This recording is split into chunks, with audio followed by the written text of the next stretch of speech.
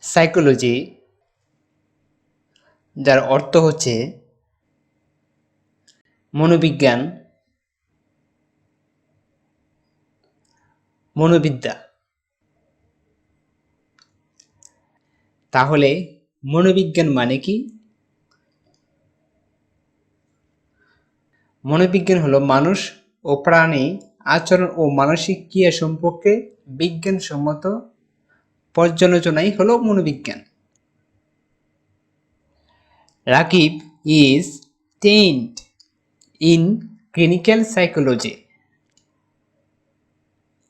Rakib clinical সাইকোলজিতে প্রশিক্ষিত।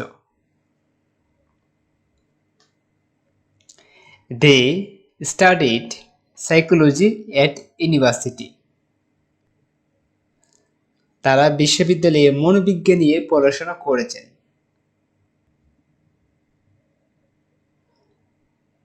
ওকে, thank you, আল্লাহ হাফেজ।